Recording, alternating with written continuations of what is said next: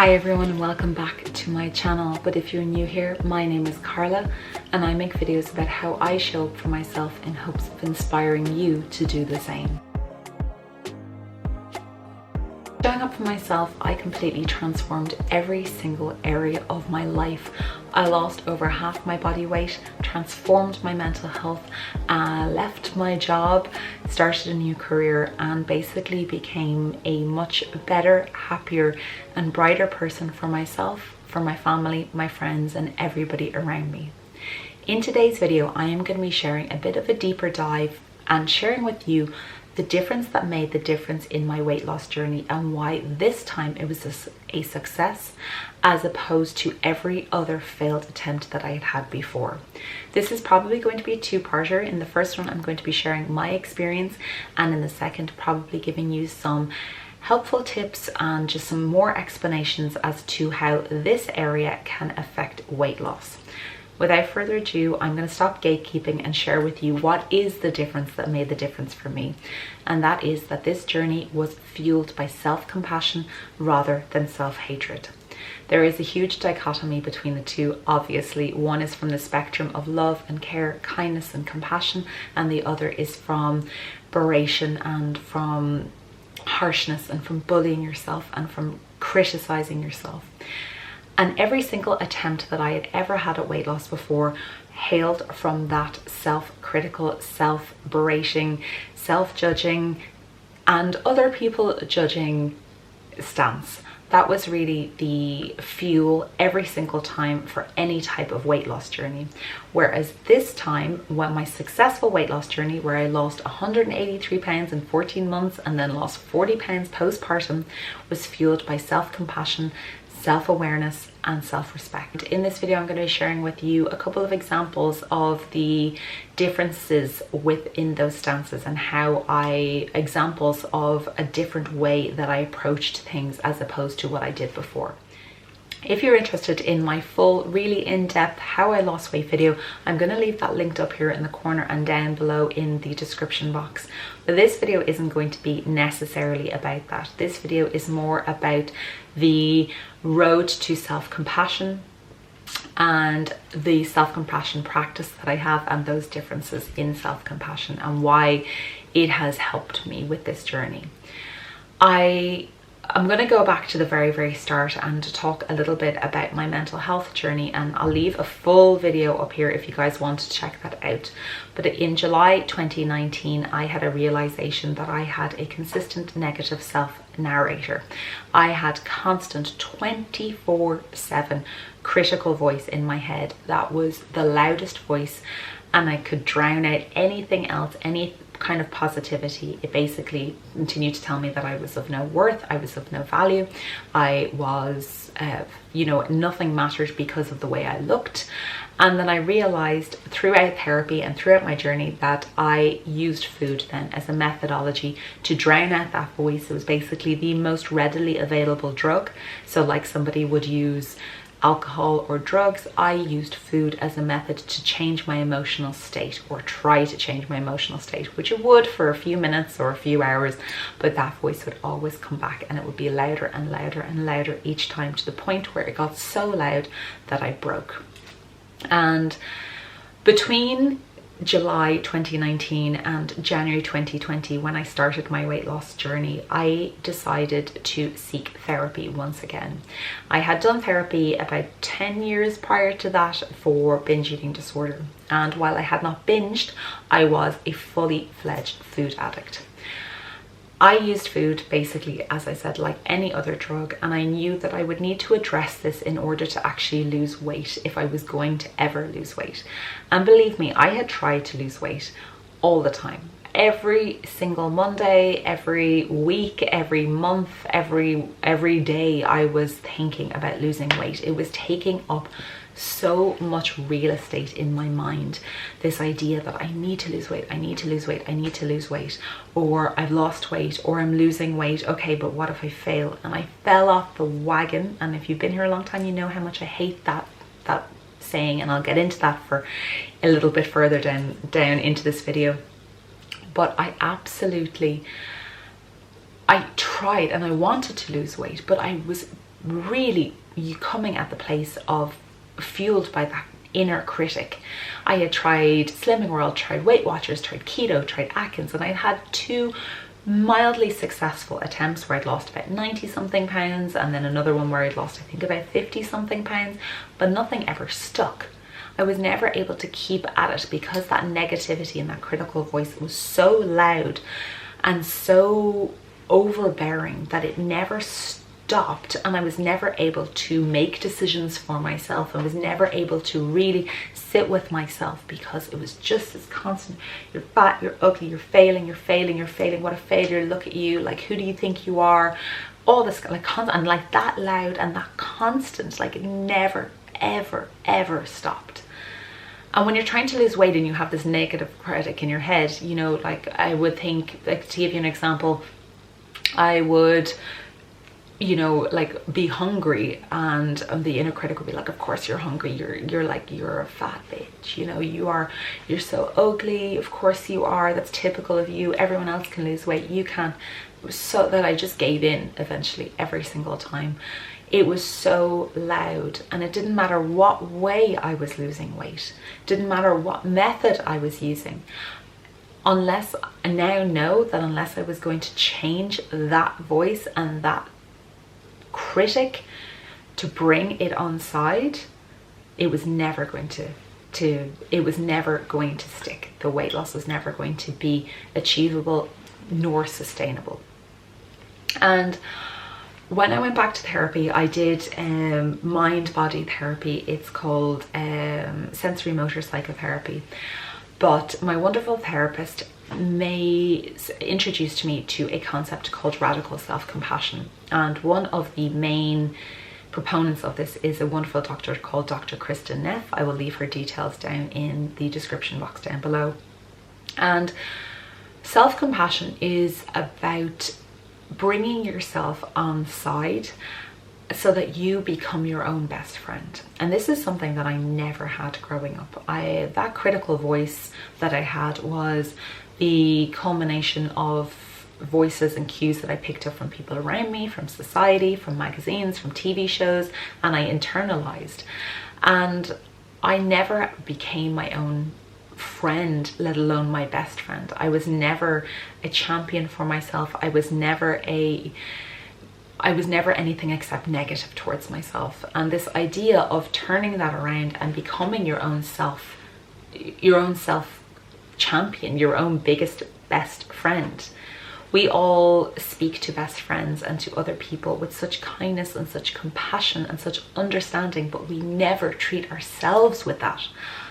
Not never. Some people do, and now I do on a daily basis. I try to bring myself on board. And so through therapy and through a lot of journaling as well, and I'll leave my journaling video up here, I started to understand a number of things about my life and about why I was overweight and how I used food as a method to escape, and started to realize that what I needed to do was to quieten that negative self-critic and start to become my own biggest best friend, and so that I could just live a better life.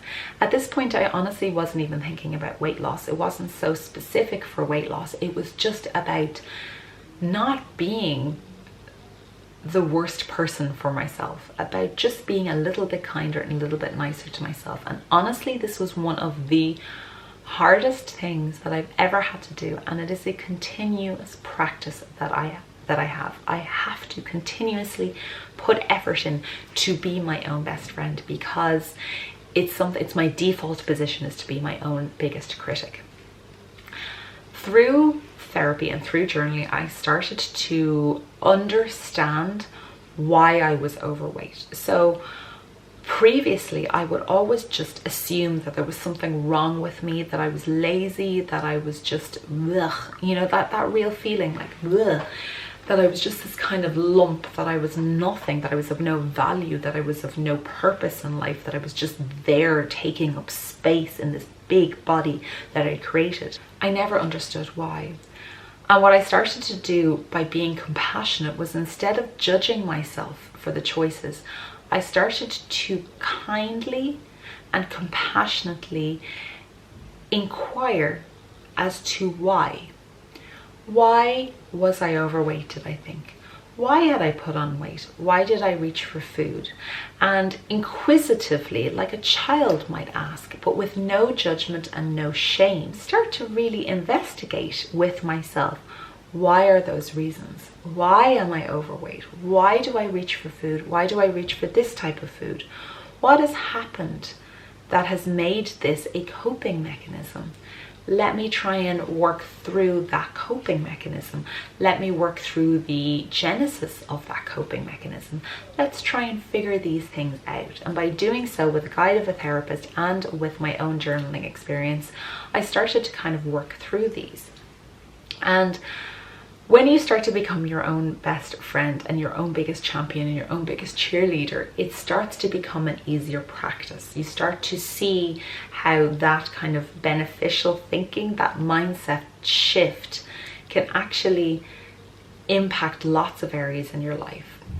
And after a few months now, I'm not saying that I started to be, self-compassionate towards myself and everything changed and flicked. And as I said, this is a continuous practice. This is something that I have to consciously make an effort to do on a daily basis. And yes, it could be exhausting, but it's so much more beneficial. As the lovely April Lauren says, you are worth the work. And it's true. I am worth the work and you are worth the work, because we are all valuable, wonderful beings, and that we have things to contribute to the world. And just because somebody told you you don't, or somebody said that you're of no value, or you picked up the cue that because you're in a bigger body you are not of any worth, I want you to know that that is a lie. That is not true. That is not an accurate statement. And whatever you're telling yourself is not true either. Mo Goddard has this absolutely wonderful way of explaining about your mind and how the voice in your head is actually not your head. Because if you can observe it, it is not you. And I'll leave his book down below because it's really fascinating to delve into it, and he explains it much, much better than I do. After a few months of working on becoming my own best friend and working on becoming my own biggest champion through small acts and small shifts in mindset and that kind inquisitive questioning, I did as well learn some tools from my therapist in terms of blocking out negative voices. So like when I hear something, be like, nope, I'm not interested in that today. Or making sure I was grounded and present in my body so that the adult me could take over. I could use my prefrontal cortex to make decisions, to understand things, let the adult Carla sit in my body, as opposed to allowing the child to take over and to become the critic and allowing the critic to take over. And by doing so, I started to slowly shift and slowly understand myself. As opposed to judging myself, I started to understand. I want to give you an example of self-compassion and how maybe this might help to resonate more with you. So as I said, self-compassion is about becoming your own best friend and your own biggest champion. So let's take your best friend, for example. I want you to picture your best friend right now. They come to you and they say, I'm really unhappy with my job. I'm not getting anywhere with it. It's, I feel like I'm, being kind of, bullied a little bit by other people around me. I'm not doing very well in it. I'm not happy.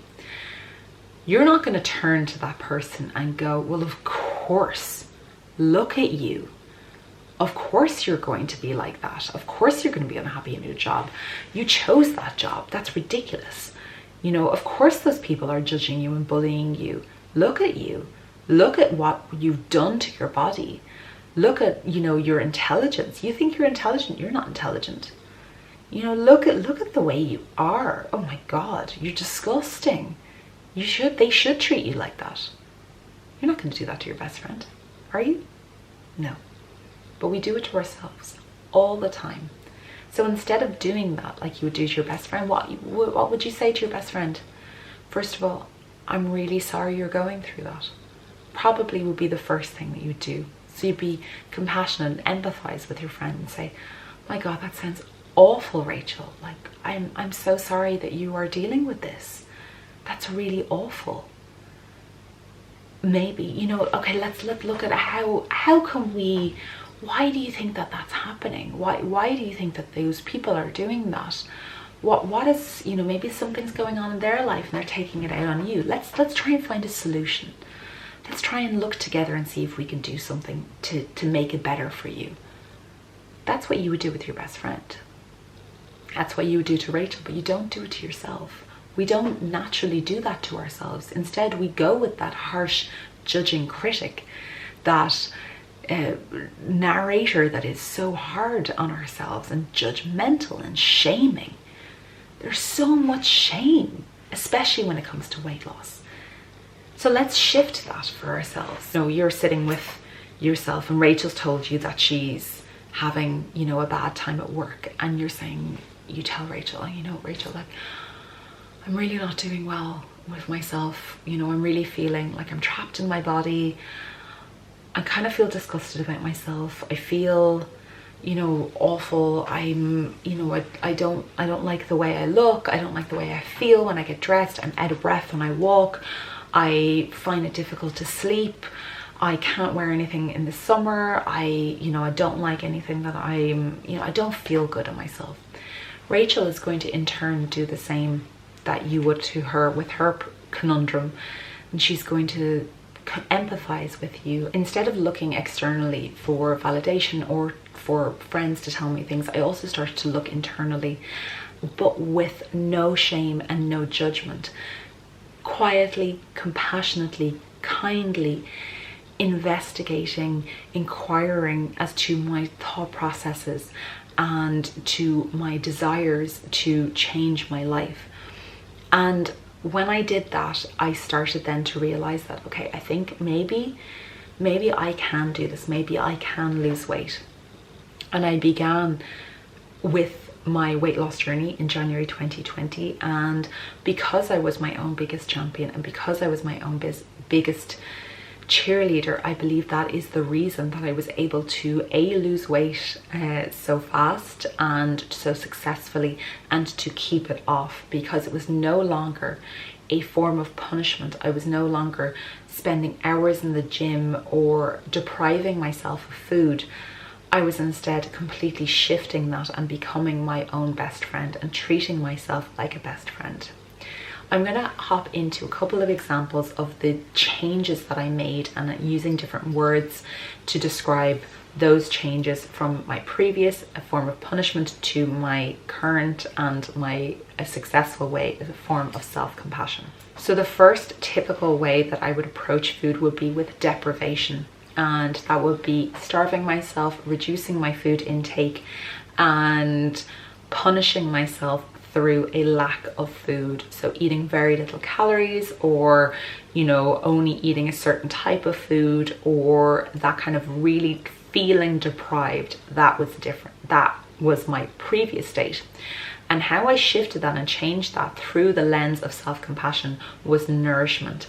So I did the Body Slims program, and they give you a calorie allowance as part of Body Slims. And instead of feeling deprived, I found ways to, because you do need to eat in a calorie deficit in order to lose weight, I decided to find foods that nourished my body, satisfied my body, and gave me fuel.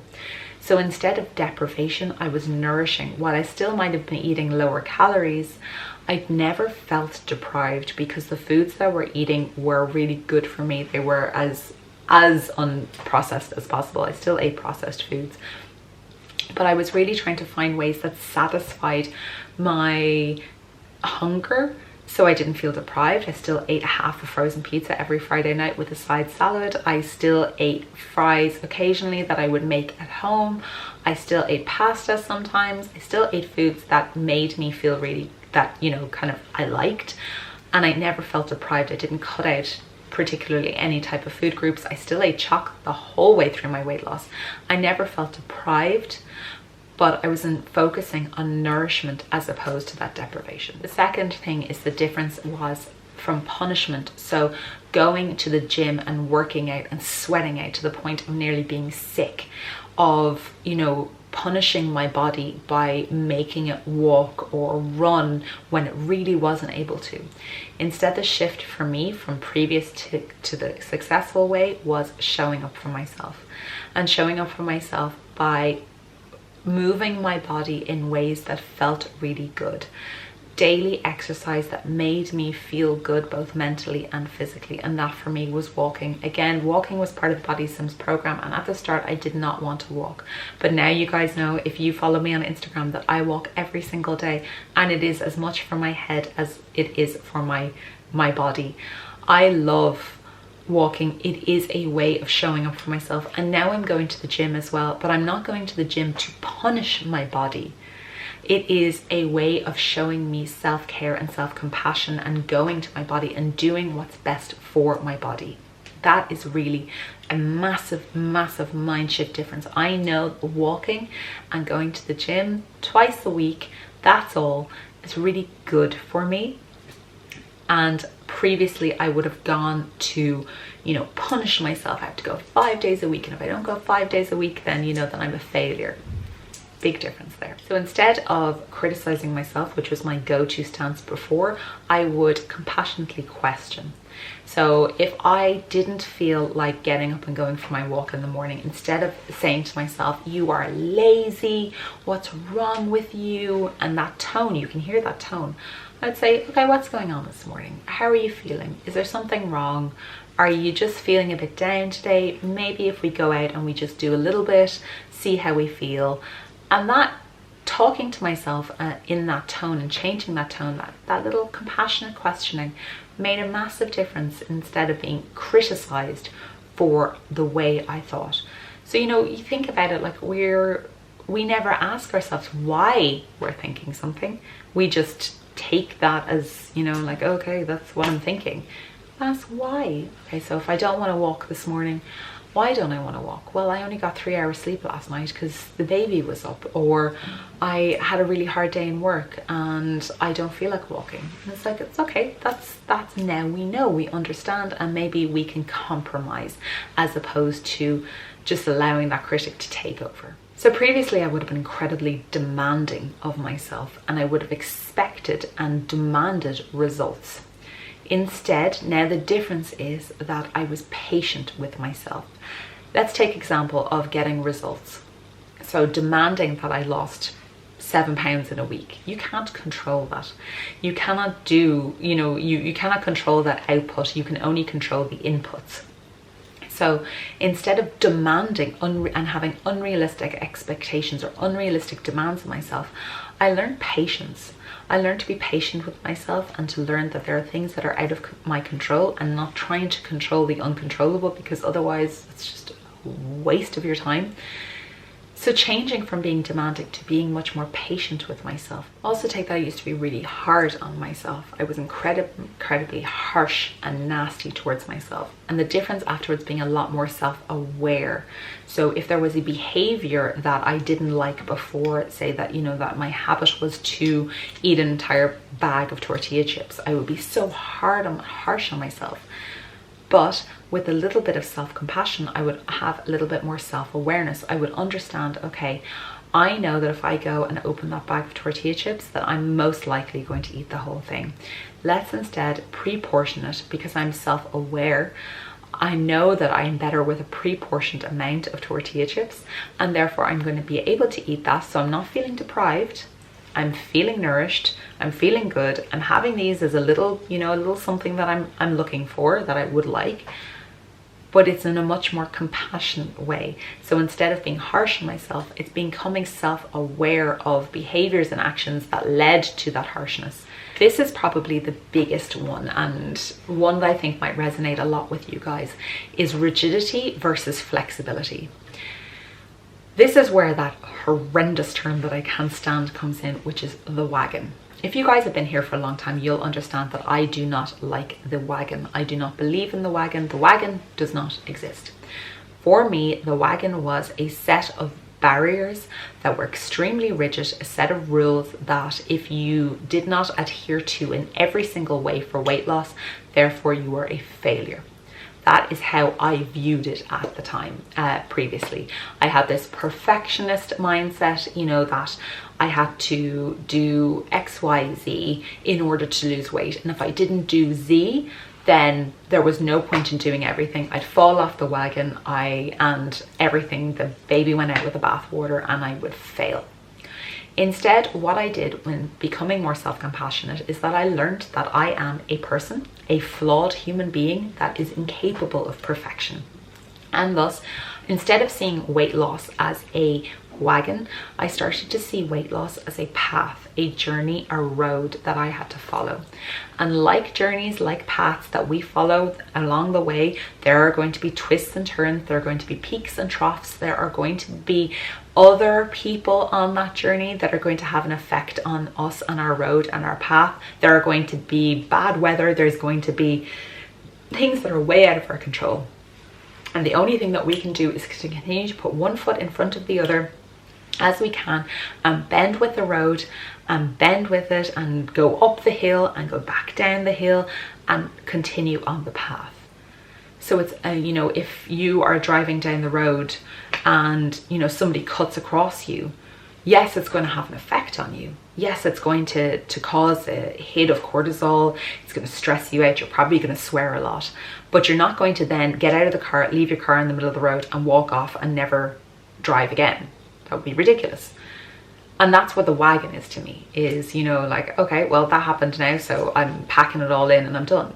Whereas with the road, with the path, we are continuing on. You're like, you sit there, you go, that bloody, can't believe they just nearly cut me off on the road, and that's ridiculous. And you can shake your fist and you can get angry because you are a person. You know, there are things that will happen and you'll go, okay, right, let's continue on our journey because we have somewhere to go. We have somewhere to be. And it's the same for weight loss. You continue on your journey because you have somewhere that you want to be. And then my final change of mindset that I wanted to chat with you about is the difference between comparing and staying in your own lane. Here we are again on that road. I would compare my weight loss to other people around me, and that would do me a disservice. I think it was Kurt Cobain from Nirvana who said that comparing yourself to anybody else is doing a disservice to yourself, because you are your own human being and you are the only person that can do what you do. So true. Same for weight loss. You and Mary and Gina and Sophia can all eat exactly the same things every single day and do exactly the same exercise, but because you are completely unique and wonderful and made up of your own DNA and your own bunch of bacteria, you're going to be different. So you might eat the same, work out the same, but your weight loss is going to be at different rates. And that's just the way it is. So comparing yourself does a massive disservice to you, especially when we're talking about weight loss. By comparing yourself to somebody else, you are doing yourself a disservice, and you are not focusing on what you are doing. You are not celebrating your weight loss. You're not celebrating your achievements if you are looking at everybody else around you. So while you are on that weight loss path, on that road to weight loss, on the road to your goal weight, keep your blinders on, keep focused on the road ahead of you, and keep going one foot in front of the other, because looking around is only going to slow you down. Isn't that thing about rubbernecking? Isn't it illegal in the UK because it slows down traffic? There's a reason for it. So if you start looking around at other people, you're not focusing on the road ahead of you, you're looking around you. So keep focusing. And that's what I did. I stopped focusing on everybody else around me, and I just focused on myself and my journey and my path. This is the end of the video. I hope you have enjoyed it. I think, as I said at the start, this is going to be a two-parter, but I might do 3 parts. So the next one is going to be all about how self-compassion can impact weight loss, and maybe give some tips for you guys as well. But also, if you would be interested in asking me any questions about self-compassion, self-kindness, self-respect in weight loss, you know, specifically in weight loss, not how I lost weight, those kind of questions, but anything specific to this video, please leave them down in the description box down below, or you can send me a private message on Instagram if you would prefer not to do it in public.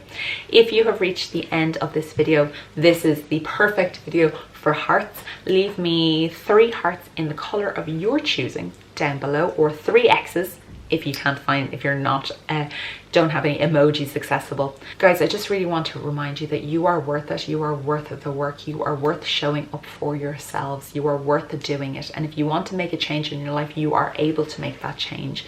Believe in yourself, and you can do anything I am living proof of that. Start to believe in yourself, start to be compassionate to yourself, and start to be kind to yourself. There is enough nastiness in the world. We do not need to be nasty to ourselves. I will love you and leave you. Please don't forget to show up for yourself, and I will chat to you very soon. Bye guys. Oh, please don't forget to like and subscribe. Yes, love you guys.